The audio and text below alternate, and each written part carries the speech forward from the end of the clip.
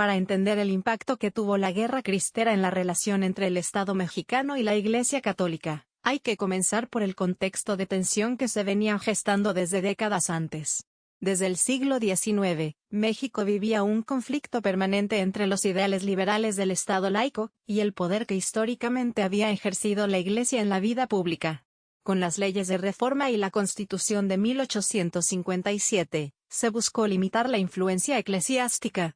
Sin embargo, la Iglesia siguió teniendo un peso importante en la educación, la vida cotidiana y la política. Con la Revolución Mexicana, el tema volvió al centro del debate. La nueva Constitución de 1917, una de las más progresistas de su época, incluyó artículos que marcaban una separación muy estricta entre Iglesia y Estado. El artículo 130, en particular, prohibía a las agrupaciones religiosas participar en política, impedía que los sacerdotes usaran vestimenta religiosa en público, y negaba personalidad jurídica a las iglesias. Para muchos católicos, esto fue visto no solo como una medida política, sino como un ataque directo a sus creencias. En los años siguientes, la situación fue empeorando. Durante el gobierno de Plutarco Elías Calles, se implementaron con fuerza estas disposiciones constitucionales, lo que encendió el descontento de amplios sectores religiosos. En 1926, Calles promulgó la llamada Ley Calles, que endurecía las sanciones contra el clero, y prohibía incluso que los sacerdotes oficiaran misas sin autorización. Esta ley fue la gota que derramó el vaso. En varios estados del país, sobre todo en el centro y occidente, miles de campesinos y ciudadanos devotos tomaron las armas en defensa de su fe. Así comenzó un conflicto sangriento, complejo y profundamente simbólico, la Guerra Cristera. Este conflicto no fue simplemente una rebelión religiosa, fue el reflejo de un país dividido entre modernización y tradición, entre el poder civil y el poder espiritual. Y las consecuencias no solo se vivieron en los campos de batalla, sino en las estructuras políticas y sociales del país durante décadas. La Guerra Cristera estalló formalmente en 1926, pero su preparación venía gestándose desde antes. La represión sistemática del culto, el cierre de iglesias, la expulsión de sacerdotes extranjeros y las restricciones impuestas al clero encendieron la chispa en miles de creyentes. La resistencia comenzó como un acto de desobediencia civil, misas clandestinas, protestas silenciosas, y boicots económicos promovidos por grupos como la Liga Nacional Defensora de la Libertad Religiosa. Pero muy pronto se convirtió en un movimiento armado organizado. El levantamiento se concentró principalmente en los estados del centro-occidente del país, Jalisco, Guanajuato, Michoacán, Colima, Zacatecas, Aguascalientes y parte de Durango. Era una zona con gran fervor religioso y fuerte presencia rural. Miles de campesinos, maestros rurales, mujeres y jóvenes se unieron al grito de ¡Viva Cristo Rey! No era una guerra convencional, era una lucha marcada por la convicción religiosa, y la defensa de la identidad católica frente a un gobierno que consideraban opresor. Los cristeros no eran un ejército profesional. Muchos combatían con herramientas de campo, fusiles viejos o incluso armas improvisadas.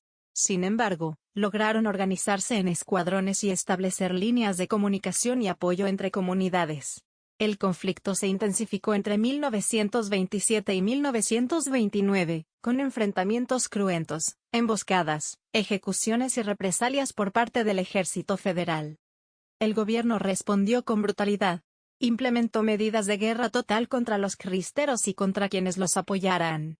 La población civil sufrió las consecuencias, aldeas quemadas, campos arrasados, y cientos de sacerdotes y laicos perseguidos, encarcelados o ejecutados. Algunos testimonios narran cómo se colgaban a los cristeros de árboles o postes como advertencia pública. En paralelo, la Iglesia, aunque oficialmente no promovía la violencia, mantenía una postura ambigua. Suspendió los cultos públicos como protesta, pero muchos miembros del clero apoyaban de forma indirecta el movimiento.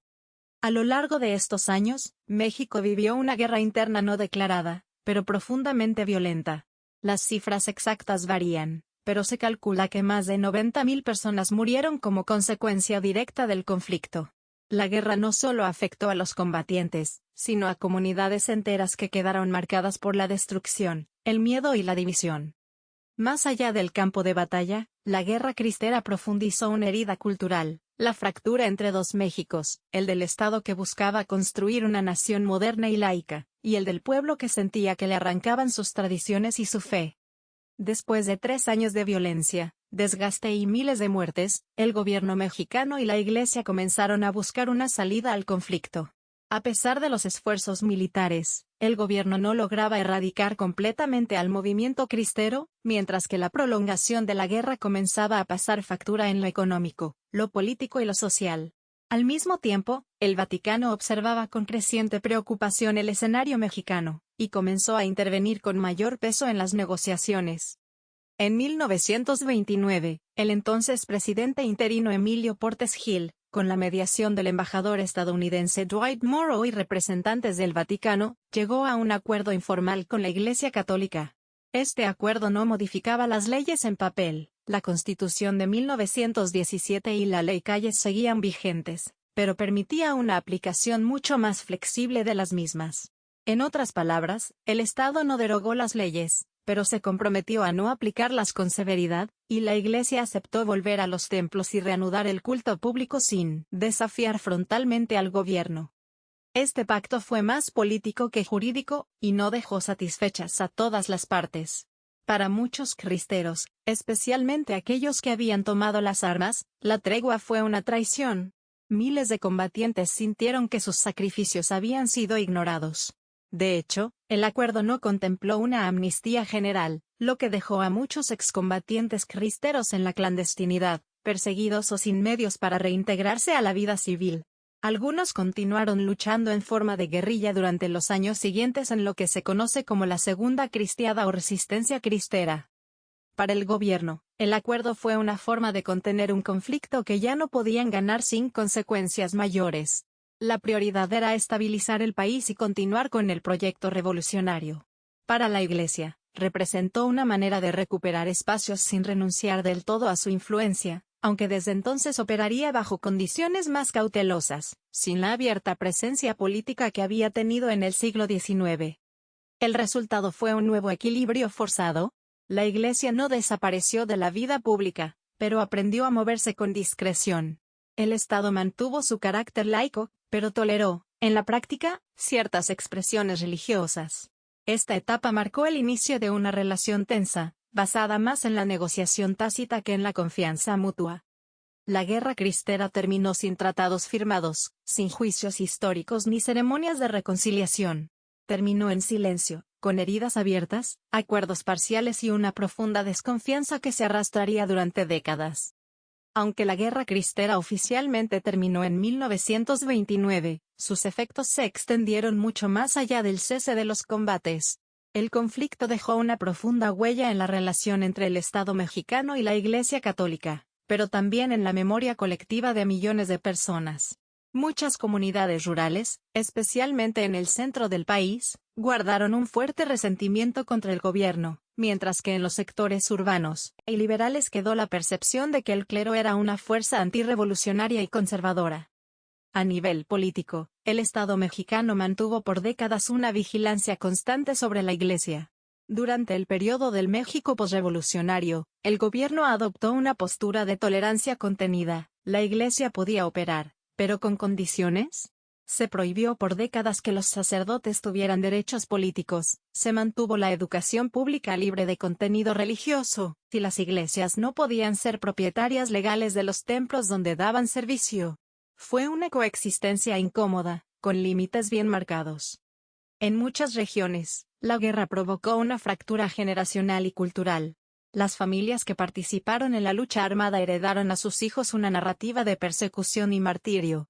En algunos pueblos, los cristeros fueron convertidos en héroes locales, incluso mártires de la fe. Por otro lado, desde el discurso oficial, se evitó hablar del tema por años. La guerra cristera quedó relegada de los libros de texto y la historiografía nacional, lo que generó un silencio histórico que apenas comenzó a romperse en las últimas décadas del siglo XX. Socialmente, también dejó marcas. Las comunidades que habían sido más afectadas por la guerra quedaron rezagadas en muchos aspectos, especialmente en infraestructura, servicios y acceso a la educación. Y aunque la Iglesia retomó su presencia en la vida comunitaria, lo hizo con una postura más prudente y menos confrontativa. Los templos reabrieron, pero bajo la constante mirada del Estado, y con una autoridad religiosa que aprendió a operar en las sombras del sistema. Durante buena parte del siglo XX, hablar de la guerra cristera fue casi tabú. No se enseñaba en las escuelas, no se discutía en público y, muchas veces, ni siquiera se mencionaba en las propias familias. Fue una guerra civil no reconocida, que dividió al país y dejó cicatrices invisibles. Apenas en los años 90, con el reconocimiento oficial de mártires cristeros por parte del Vaticano, y con reformas al artículo 130 constitucional en 1992, se empezó a reconfigurar la relación entre Iglesia y Estado.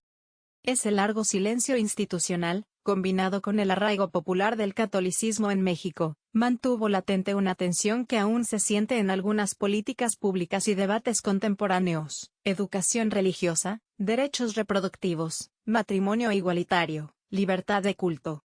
Todos son temas donde el eco de aquella guerra sigue resonando.